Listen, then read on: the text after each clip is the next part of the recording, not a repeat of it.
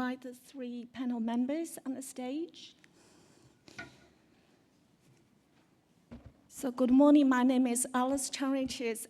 So it's my pleasure to chair this session on leveraging AI in technologies for earthquake engineering and resilience. As you know, the past several years have seen the very increased use of new technologies such as digital twin and smart sensors to improve the performance of structures in responding to earthquake events. With AI, artificial intelligence on the rise, this plenary session will showcase how some of these new technologies are being implemented globally and also in New Zealand to create safer, more resilient buildings, infrastructure, and communities. So let me first introduce the three panel members. We have Julian Benito, who is a technical principal in structural and earthquake engineering at WSP. As part of the NZSEE Learning from Earthquake team to Hualien earthquake in Taiwan, Julian will share observations and lessons learned from the very technology-centered earthquake risk assessment and emergency response systems. This includes seismic early warning systems and digital twins of the built environment. Second panel member is Dr. Raj Prasanna. He is Associate Professor at the Joint Center for Disaster Research at Massey University.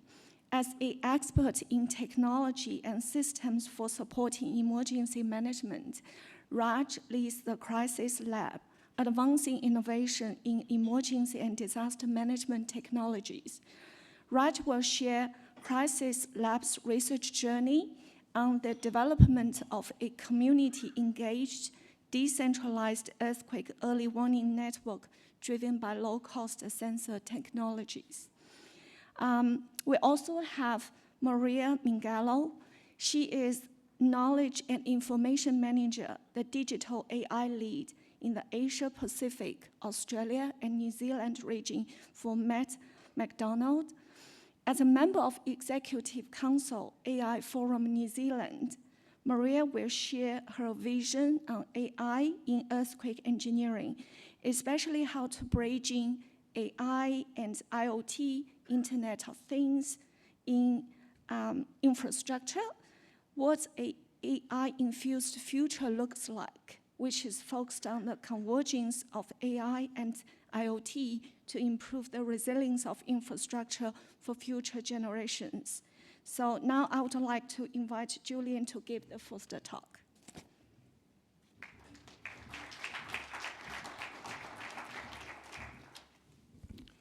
Thank you, Alice. I think we have the first few slides that you just introduced. So I'll start with my talk. Kia ora, everyone. I'm Julian Benito from WSP and NZSEE. And I'm here on behalf of the LFE team that went to Hualien. And I will be presenting on technologies we saw there that we thought that would be worth sharing with you today.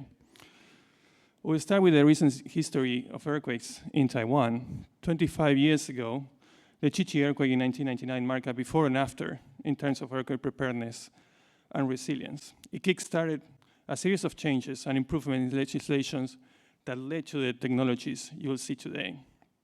Since Chichi, other earthquakes happened very frequently in Taiwan. Each one of them was a learning lesson for them. Last year, we went to Hualien on the East Coast to gather information on what happened on the 3rd of April. One of the big lessons we learned is that technologies are shaping resilience of the Taiwanese society. Let me show how these tools work and how they're improving the society and the resilience as well. The first tool that I would like to share with you is the current state of the Taiwanese early warning system. The best way to show you is with a video that I was just playing. Just beware that this video contains images of buildings collapsing and rockfall. So if you are susceptible to those, please look away. I'll start playing the video. You can see that you'll see the P and S waves propagating through the country and the live intensities there. So within 7 seconds of the earthquake being felt, the early warning system is triggered, you can see on the top right corner the people in that building exiting the building because they were close to the street. And right before the maximum shaking arrives, the building collapses. The same happens with the people on the roads. On the top left corner, that car stopped at a rockfall shelter in Taroko National Park, while the car on the bottom left, he stopped and reversed as he was seeing rockfall falling ahead of him. You will see that this early warning system prepared these people to take corrective actions and probably save their lives. How this system works? Well, in essence, it's very easy, but Rush is going to tell you otherwise. But a series of sensors detect the P waves. From 4 stations, they pinpoint the epicenter. From the displacements of those P waves, they can estimate a magnitude. And from the magnitude, and assuming a 10-kilometer depth, they can calculate the intensity all over the country, even before the earthquake arrives. After they calculate that some threshold has been exceeded, you will receive a text saying, drop cover hold, there is an earthquake coming. And you can see that before Chichi, the system was already in place, and it took about 60 seconds for it to send you a fax saying there is an earthquake, and these are the calculated intensities across the country. Since then, it has been improving over time, and now it only takes 7 seconds. This is a centralized system, so it requires multiple stations, but they're also working on individual stations and working with AI and machine learning, as you see on the right bottom corner, to send you a text within 10 to 16 seconds with intensities without depending on the network. Rush is also working on that, and I will show you.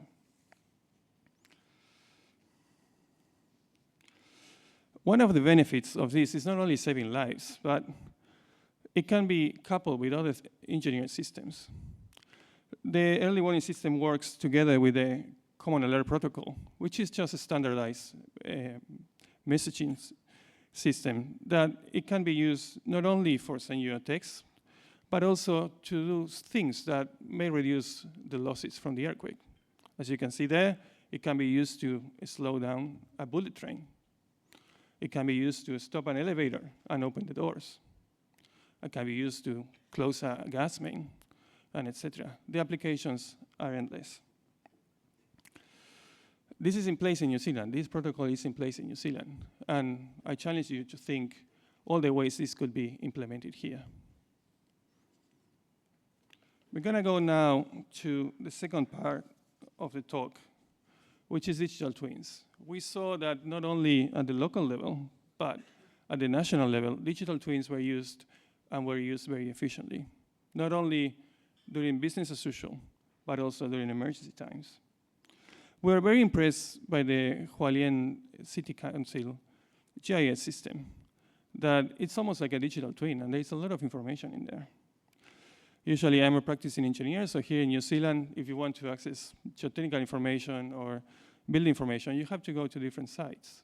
This one is a GIS web portal with everything in it, whatever you can think of. And it's not only for business as usual, like everyday's life, but also right after an earthquake. So the best way to show this is with a video of what it can do. So let me play this video about the platform.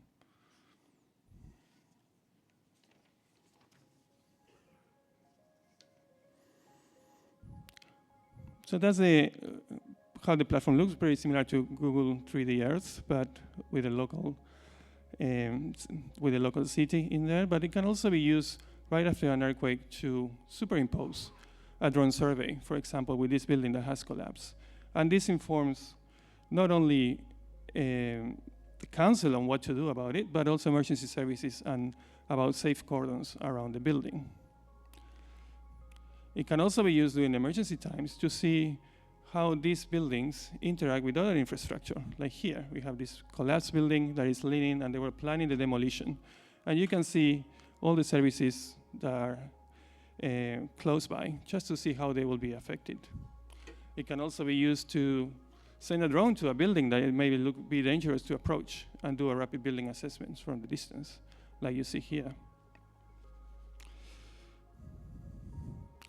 It can also be extended to geohazards.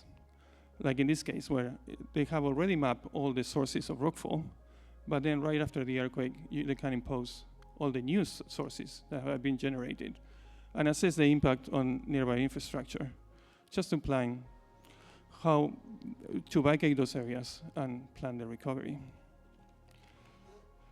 During business as usual times as well, it can be used to calculate liquefaction effects and assessment, and have the colors there pinpoint the rating of the buildings for a seismic and liquefaction assessment of the area. So it's a low centralized system with a lot of information about the buildings, not just your standard GIS.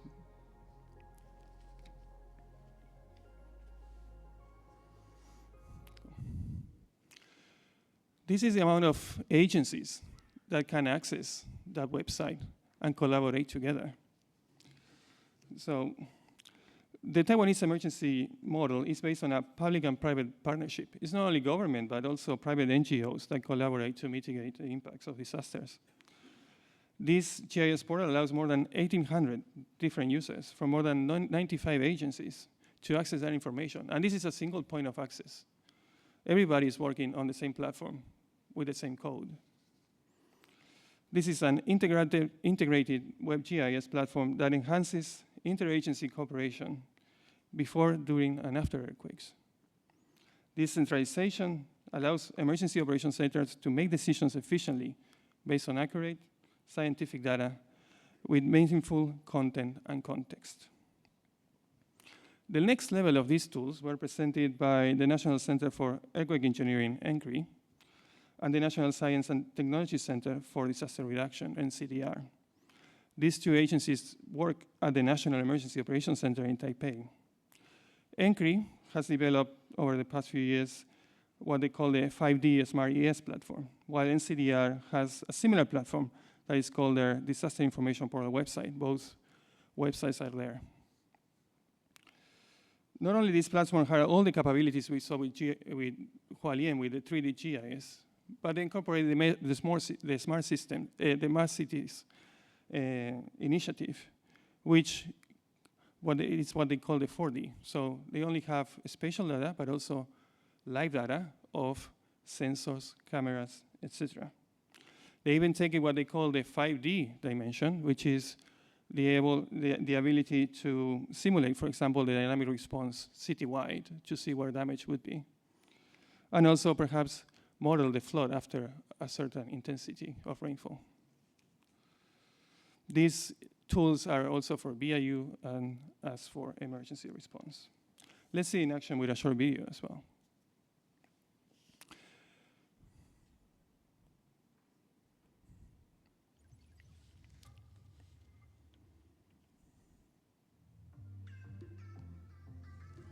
This is a video that they made for the 2018 earthquake. We don't have one for the 2024. You can see the epicenter was to the north of the city. And then right after the earthquake, once you get the strong motion record, they put it to simulate the damage citywide, where you can know where to expect damage, and also use the same platform to register the damage.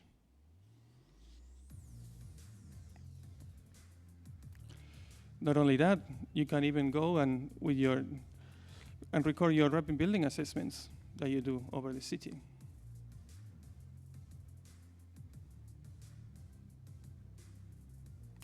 Even so, you can calculate liquefaction right after the earthquake and see what's the level of liquefaction and which areas are affected and triggered, and record the damage as well.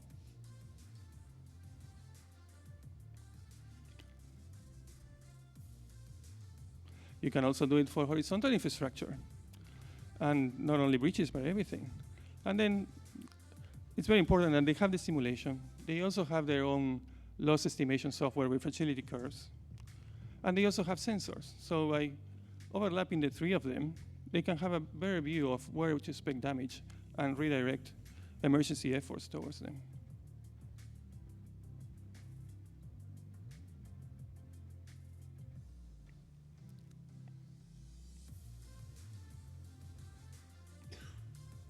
Not only buildings, but also horizontal infrastructure can be assessed under this system. So this is informing everybody at the Emergency Operations Center live, and everyone has access to this platform. So that horizontality of access is very important. As I said, all this started 25 years ago, and the tools were driven by policies. The government have their emergency plan, basic plan of disaster prevention and protection from the cabinet, from the presidential cabinet. And that cascades into the national and the local levels. On the second point on the right, technology is at the core of it. And it's in their policies to have these kind of technological tools. So to conclude, we can say that during our Taiwan visit, we saw that technology has been instrumental in reducing risks during the Hualien earthquake. That the implementation of the earthquake early warning system has saved lives. That digital twins are becoming unified and horizontal information platforms for communication between different parties, not only during emergency, but also business as usual. And we all know technological innovations will speed up from here. We have AI, there are many things happening. But it's very important that we have the political decision and the right policies to have a common language, because without people, technology is nothing. So that's me. Thank you very much for your attention.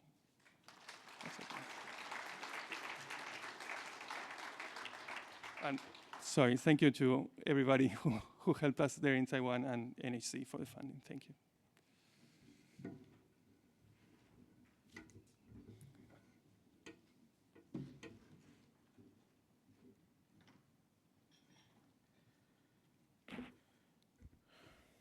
Thank you, everyone. Nice to be here and grateful for the opportunity. So in next few minutes, I will try to go through with you Crisis Lab's journey since 2019, exploring an unconventional approach to implementing earthquake early warning with low-cost sensors installed in the members of our community. But caveat is, I must say that we implemented an experimental network. We never used to issue warnings, and even now, we are not issuing warnings to the community members, but hopefully in the future. So what's the motivation for us to start this work? And I think people like Julia Becker here, colleagues, I mean, they have done some great work, try to understand what people's needs are, and there are really positive kind of attitudes towards having an earthquake early warning here, and also in a bigger way that national level earthquake systems, earthquake early warning systems will cost billions and millions of dollars to maintain, so whether we can do it low cost, especially if you are thinking something here. And a lot of people just ignore, hide our heads when it comes to the resilience of these networks, especially when communication infrastructure is compromised. So that's a bigger question we want to challenge here. And then there are a lot of sensors around, including GeoNet sensors, other MEMS sensors in our buildings. How can we make it more synergic and make it complementary and work together as an ecosystem? So whether can we do that? So rather than going with more traditional way of doing it, we want to kind of disrupt the technology use here. So that's basically Crisis Lab attitude using technology towards emergency management. So those are kind of motivations for us at the beginning. So as I mentioned, we were kind of unconventional significantly, actually. So onto your left is how most of the earthquake early warning networks looks like, the traditional and more national level systems, highly centralized and low or no processing at the edge. So most of the things being done at a central server, far away from actual end nodes. So onto the right, our approach is that all the processing and the decision making happens at the edge, 99.9 basically, and there's no central server. Sensors talk to each other. So as far as we know that we are the only people to do it or probably start doing it, and love to hear if there are any other examples elsewhere in the world. And then why we want to go for mesh network? What's the motivation? Of course, avoid single point of failure, and we have proven that we can make it faster. So every millisecond saves going to help give us additional warning time. And it requires less bandwidth for data transmission because we are putting only very small amount of data outside the sensor, because most of the decision-making algorithms are running, processing is done at the edge. So that means we are getting closer, one step closer to operating without public internet, if possible, with alternative technologies. So that's one of the main ambitions we had, because a lot of people ignore that. They feel that there will be enough infrastructure for you to send your emergency management alerts or any other warnings. That is not the case if you have event like AF8, for example. So the deployment of the sensors. So we started with building our kind of engagement with the community, like building a community of practice, bringing people together, researchers, practitioners, end users together, share their ideas, understanding their needs, and sharing the knowledge. And also we started a webinar series inviting expertise from other parts of the world, sharing their knowledge about how they have implemented their systems, and also running, even before distributing the sensors, we have been talking to community members across New Zealand in a kind of an interactive workshop series. So that helps us to understand. So technology and social science component went hand in hand from the beginning. We have deployed so far 75 or more sensors, not only for earthquake early warning work, but as outreach activities we have been doing at the center. Knowledge sharing, so through that we try to build some sort of capacity so people will prepare and understand the needs, preparedness, and the resilience aspects of it. So as I mentioned, 75 or more sensors in the community, but specifically for earthquake early warning, the experiments being done in the Wellington region. In any given time, we have 25 to 30 sensors in and around Wellington region. So the sensors we deployed are MEMS sensors called Raspberry Shake, quite popular sensor, low cost comparatively to kind of high-end GeoNet sensors. On average, we spend $600, but it is getting more expensive. Each month when I check, prices are going up. And it's node-level processing, device-to-device communication. It's a very important thing for us to. It was a challenge. So we are using technique called software-defined wide area network, UDP hole punching. So I'm not going to go into the details, but happy to have a chat later. And considerably dense network, as I mentioned, 25 to 30 sensors alive. And we have been using the approach for detection and warning generation called PLUM, started in Japan and has become quite popular in places. It's very simple, robust, lightweight nature, and there's no actually big algorithm. Basically, it's threshold-based. It detects the ground shaking at a site using a threshold and predicts the shaking for a site located within 30 kilometers. So the 30 kilometer is a kind of a discussion. Some people extend that, but that has its repercussions. And PLUM detects S waves of an earthquake for prediction. Shortfall is the 10-second window. So the maximum warning we can give is 10 seconds. So that's a limitation, and also there are a few other limitations. Probably we can chat later. So importantly, there's a requirement whether we can extend the warning time, and also with the original PLUM approach, depending on the earthquake location, you might not get the warning at all for certain time. So we have been working with P-wave-based approach as well, try to embed that in PLUM, original PLUM. So we have developed our own algorithm, or you can say it's modified version, try to implement that P-wave detection at the edge. So we have been looking at several algorithms and came up with wavelet-based P-wave picker, which is not a kind of really lightweight, but we have modified it to run at the edge. And but more lighter weight one, not far behind to P-wave wavelet P-wave picker is the recursive ST-LTA. That again, those two algorithms we have been trying at the edge. And of course, we have developed some sort of a relationship between P and S-wave because we are still going ahead with the broad approach of Plum. And we tested that in Wellington. We have been doing it for last nearly 1 year. So here there are a few examples of recent earthquakes. These are real earthquakes, and we generated warnings.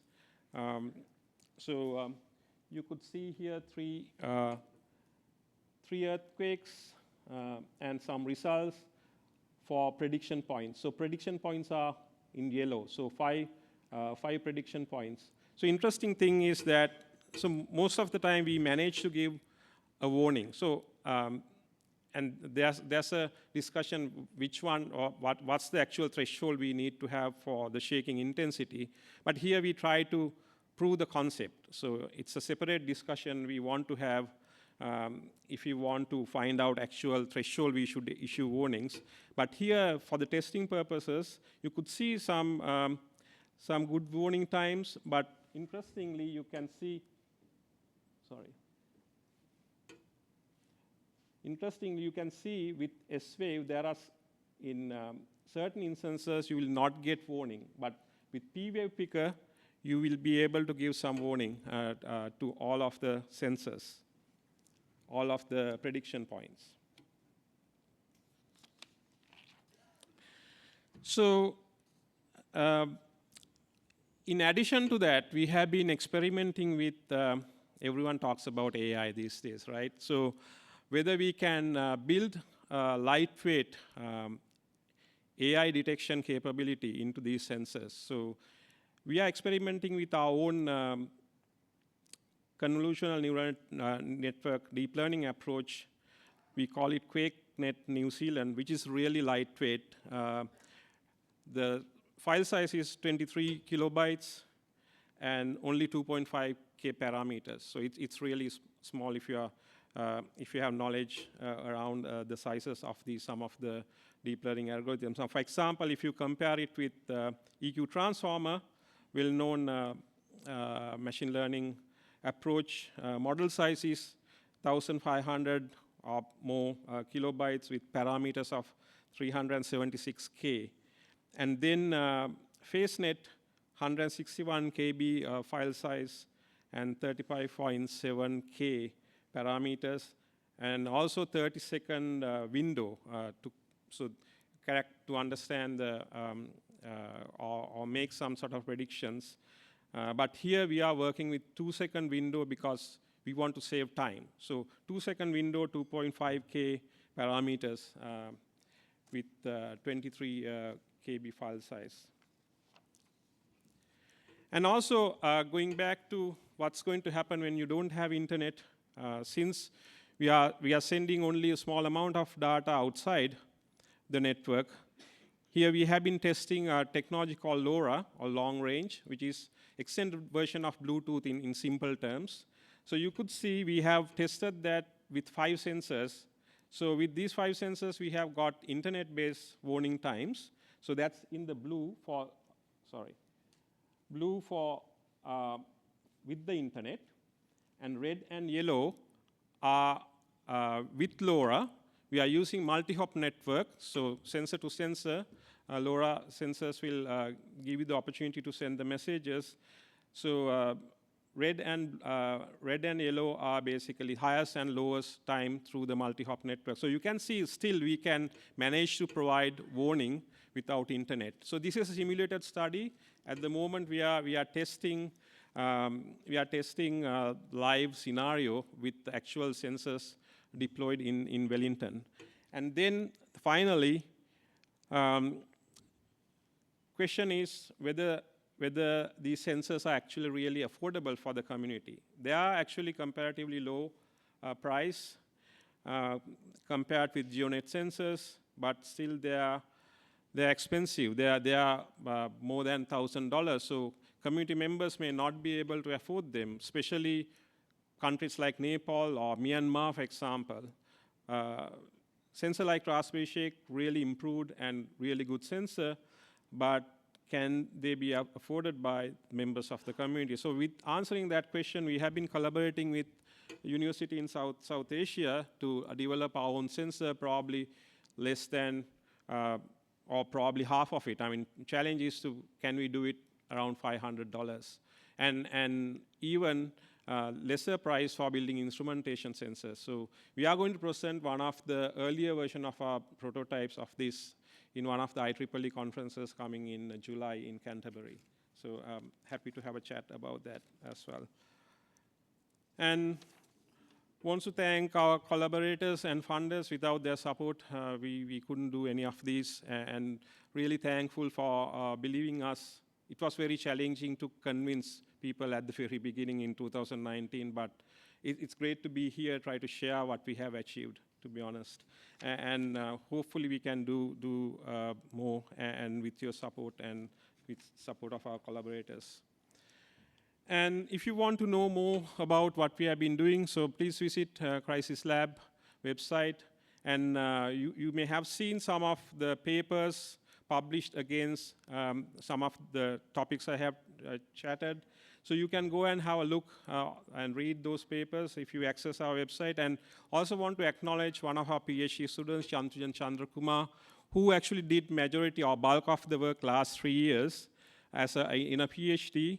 He just finished his PhD, and if you want to read about how to implement low-cost decentralized networks, his thesis can be a handbook, so I invite you to go and have a look in Massey online library. So with that, I'll stop. Thank you so much.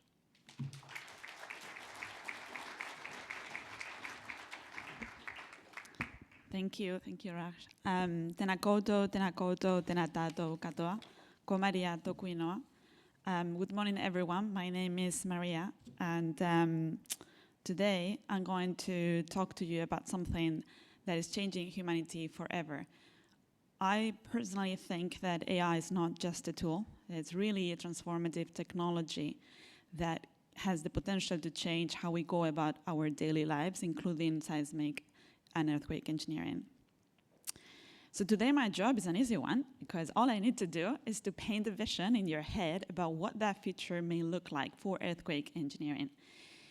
While we can't change the magnitude of an earthquake nor the epicenter, we can actually adjust our response to these events. Let me show you how with a video. Imagine a world where AI revolutionizes earthquake engineering, providing rapid assessments and efficient emergency responses. With AI, we can analyze damage remotely and aid in recovery efforts.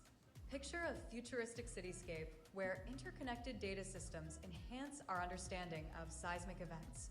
AI promises not only earthquake prediction, but also coordinated responses via drones and robots, improving preparedness and resilience against natural disasters. Step 1. AI-powered remote infrastructure assessment uses UAVs, such as drones with concrete hammers and thermal sensors, to detect spalling and assess earthquake damage precisely in hard-to-reach areas. Step 2. AI-driven Earth observation technology uses satellite synthetic aperture radar to detect subsurface damage post-earthquake, identifying leaks, assessing pipes, and locating moisture without excavation to speed up repairs and protect critical areas. Step 3. Real-time damage information and visualization of cities via connected digital twins, using AI for building-specific earthquake data to enhance emergency response and business resilience. The integration of AI into earthquake engineering heralds a new era of preparedness and resilience. By leveraging AI-powered assessments, Earth observation technology, and real-time data visualization, we can revolutionize our approach to natural disasters. Together, we can build a safer and more resilient future. Okay, you heard it correctly. AI may, in the future, even help us predict earthquakes. That's coming up from the research that is being undertaken by American and European universities, and that has actually already been trialed in China based on a paper that was published by the Bulletin of the Seismological Society of America in September 2023. But while all of that may still be a little bit hard to believe in concrete terms, everything else that you saw in that video is actually based on current available commercialized technology that I'm going to show you real-world examples of in the next few slides. But before I go on, I think it's important to understand that none of this can actually take place if there isn't consistent adoption of AI in our industry. And so just take a look at the adoption rates in New Zealand. It's looking good based on a survey undertaken by the AI Forum of New Zealand last year, and also just very recently, about a couple of weeks ago, published. Uptake in adoption has actually grown by 15% in 6 months across all organizations in New Zealand, across the 200 organizations that were surveyed in New Zealand. Now, adopting or using AI does not necessarily mean that you will see real benefits. So before I go on, I'd like to ask you a few questions about how you're using AI at your workplaces, in your organization. So could I please, and this might be a little bit of a well-being moment as well, could I please ask you to stand up if you are using AI at work?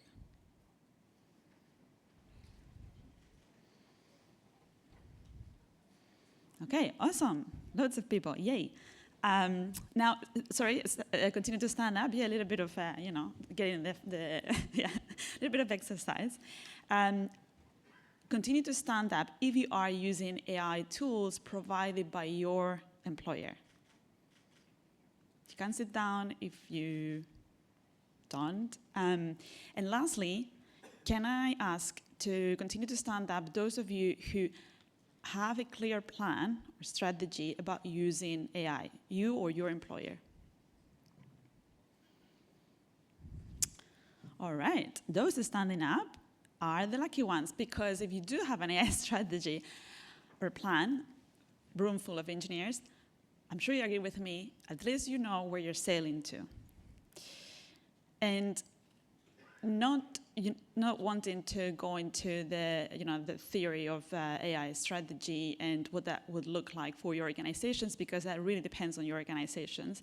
But I just want to share some things of what we've implemented at Mott MacDonald in the Asia-Pacific region to enable AI on engineering projects. First, it's really important to understand your project goals and outcomes, and then think of what that would look like augmented with AI. Governance is not fancy, but clear governance is fundamental to build trust, and you need that trust if you don't want AI implementation to get blocked. Value, it's very different for different stakeholders on the project. So what we've seen works is engage with the stakeholders on the project, understand what value means to them, and really focus on high value, low effort use cases. Technology is really easy to get just like completely blown away, but all of the changes that are happening every day to new models, foundational models being published, updates, etc. Just be strategic about what you actually want to build in-house and what you may be able to already get a third-party solution for. And lastly, but not least, skills in your project team are really, really important. And it goes beyond prompting of AI solutions. It also needs to include training around information security. But also a really good tip is get them started to try AI with a safe solution that they can experiment different use cases with. And talking about use cases, one of the best ways I always find to get people to think about their own AI strategy is through real-world examples. So today, I've selected a few applications of AI in earthquake engineering. Primarily, these are applications that focus on greater resilience post-earthquake. Now, I think there is an opportunity here, obviously, to learn from past earthquakes and to actually have AI help us learn from past earthquakes and apply that into the design phases so we can enhance that, that preparedness as well. I'm not going to have time to talk about each of these in detail, but I'll just talk about some of the ones that I think are most relevant to this room today.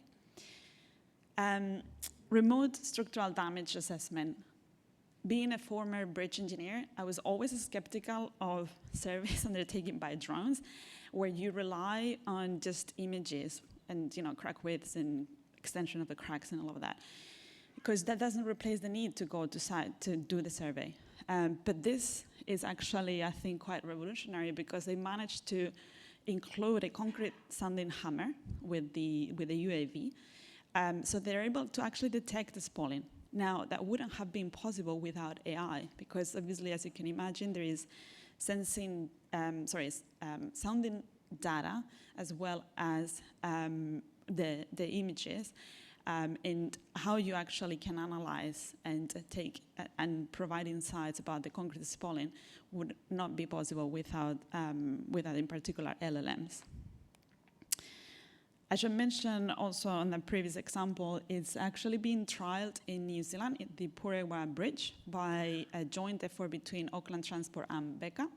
And I was actually presenting on AI a couple of weeks ago at Becca to their surveying team.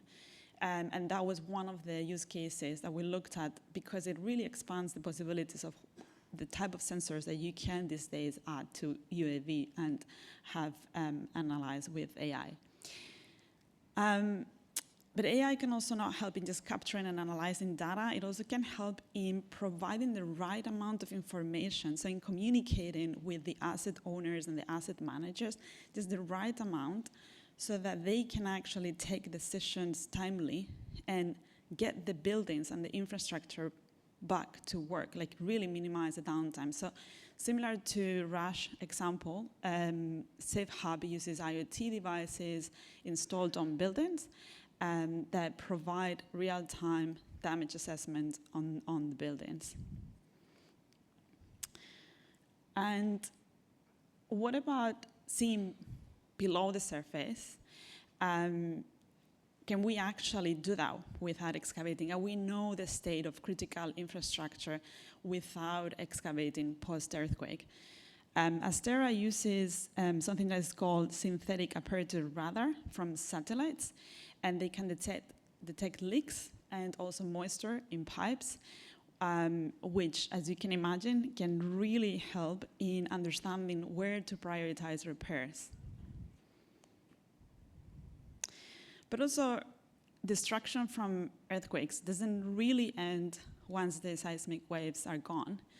Often there are floods that follow because infrastructure that was there, originally retaining water, is no longer doing that as effectively. And there are also the cases, of course, of earthquakes that are at sea and cause tsunamis. So one of the things that we've been doing at Mott MacDonald is actually using machine learning for flood prediction, so for hydraulic modeling.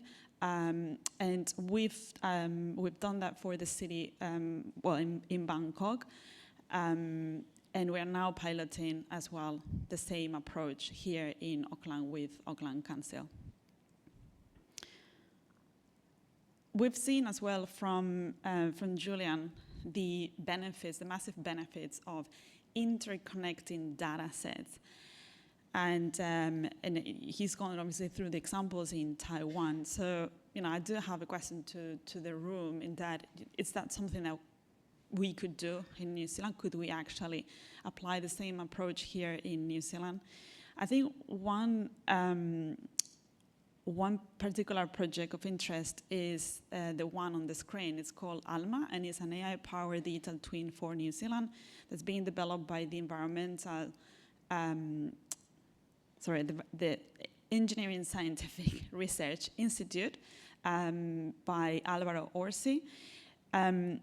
It does provide the ability to simulate New Zealand's population through a variety of use cases, including those for resilience against natural disasters. It doesn't have a use case yet specific to seismic engineering, but question is, could it have it? And just to conclude, so clearly AI offers a lot of potential when it comes to post-earthquake response, improving our resilience to earthquakes, but also in the future, it could do the same for the design phase of buildings and critical infrastructure. Now, we had a clear strategy, probably nothing is really going to take place at the pace that we would need it to, and starting with use cases, I think it's a really good way of really grounding how we can use AI in earthquake engineering, in your engineering domains. Before we wrap up, I do have a suggestion. I do have an exciting opportunity. Well, at least to me, it is exciting. As part of the AI Forum of New Zealand, where I sit as part of the Executive Council, I've created a working group that focuses on architecture, engineering, and construction. So if what you've heard today about AI and how it can change and transform your engineering field interests you, I would recommend that you take a look at what we do. And if you're interested in joining, let me know. If you've got any questions as well, I'll be happy to take them. And yeah, thanks for listening.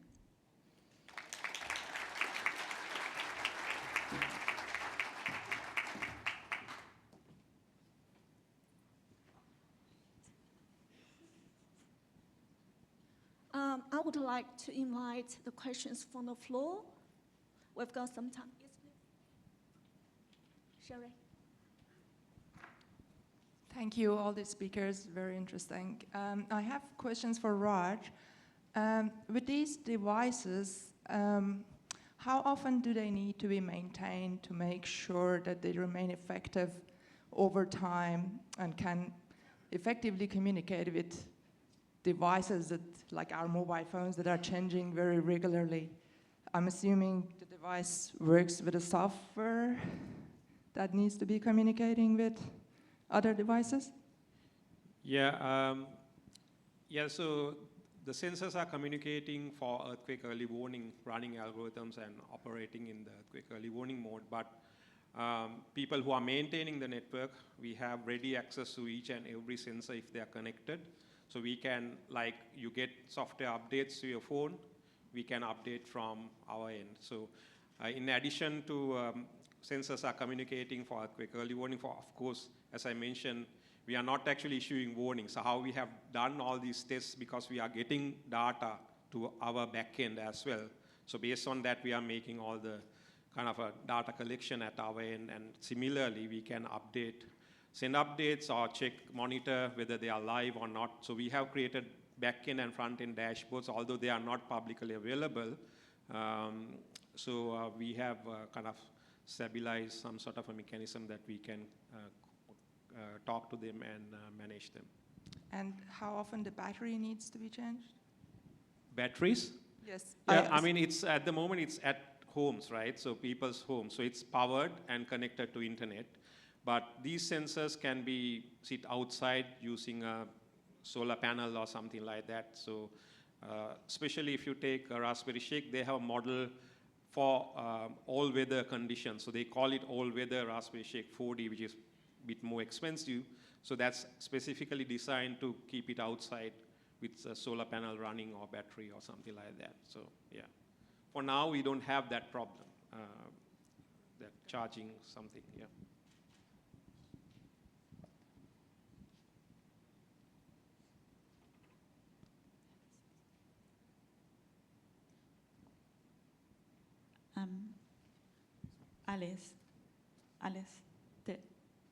Alice, there is one question on the screen. So, all right, yes. Hello, I am Francis Bernales from AMH Philippines. So my question is for Julian. So I'm interested to know about your insights or even experience working with the Taiwanese research groups I mean, early warning systems can be really good if it does well, but can be pretty annoying if it mispredicts, right? I mean, I'm curious what's the protocol in place in case of false alarms, and especially in the case of, I mean, Taiwan is smaller in terms of land area compared to New Zealand. You don't want people in Auckland being notified for some events in Christchurch, so something like that. So what's your insight or experience with a protocol for false alarms?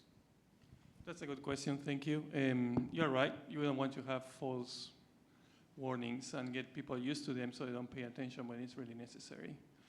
The case for Taiwan was totally the opposite. The thresholds, for example, in this event in Hualien, the thresholds weren't high enough, so it didn't trigger an alert in Taipei, for example. And there was severe damage in Taipei as well.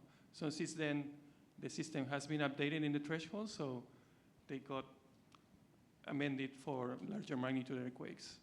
But I don't have specifics on how that could be triggered, but I think it's a trial and error, seeing how people respond, and then adjusting those levels to make it happen and have a good response from everybody. Thank you.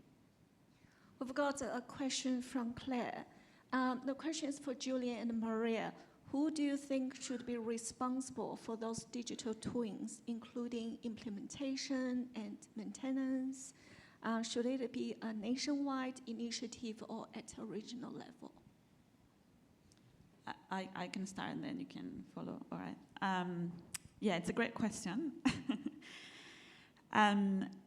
It's definitely something where I do think that for a national digital twin to really go beyond just the promise, there has to be clear understanding of the data sharing and the value in each organization in, hey, here is my data. Because obviously there is value associated with that data, and there would be some of that data would be of public interest, and some of that data may actually carry IP of those organizations. And I think if we just go on this utopian thinking that, we just share, whatever it might be, that doesn't really have any value, like who actually wants to just have data for the sake of it. So I do think there has to be a mechanism, a framework that allows for the data sharing, putting a value to it, and really allow for that exchange in an open manner. Don't know if you have anything. Yeah, I think one of the points was that centralization is good for these kind of systems because we need to speak the same language. So the information is consistent and can be used in a single point of access. As Maria said, there are different organizations have different type of information and may have IPs, no? But all in these platforms, when they were used for emergency, they have an organization representative of the Emergency Operations Center. So it's not only that you have information, but you have also people that know about information and how to use it. That is also beneficial. But one of the points really is, yes, I think that it's going to be benefit in having a centralized action on this from whether a governmental agency. I know NHC is working on this, and probably it will continue to happen and evolve in the future as well. It's, I should have mentioned as well, is one of the initiatives that we are working on as part of the working group in the AI Forum. So, we are definitely loving that idea because we think it would benefit all society really in New Zealand. Yeah. Do we have one more question? Yes, please. We've been talking about natural hazard events, which fit into 3 categories under the FEMA disruptions, which are technology, natural hazards, and then human-induced attack. By combining I'll start by saying I don't think New Zealand has that many enemies, so I don't think it's too much of a concern. But if I was a small island in Asia and I provided this much data about my infrastructure and my vulnerabilities, how do you protect yourself from other players? And how do you, by you're concentrating on all the opportunities and strengths that are coming from this in the SWOT analysis, but you're also creating a whole lot of threats and weaknesses that become vulnerabilities. So how do you protect yourself when you do share this amount of data about your society or your nation without exposing yourself, I guess, to any type of attack, cyber or physical?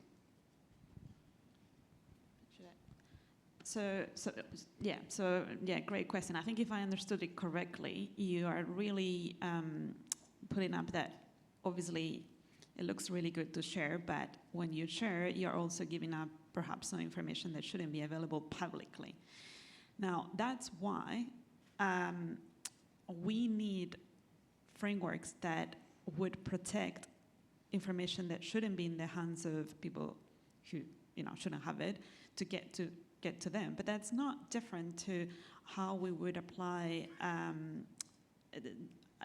the rights to see different types of data across organizations and in between organizations. When we do really large projects, we do have common data environments that are based on different personas that would have access to different information. So I think it's definitely possible, and definitely cybersecurity is one of the key aspects that I think all organizations are looking into, because no one really wants to have to go through that.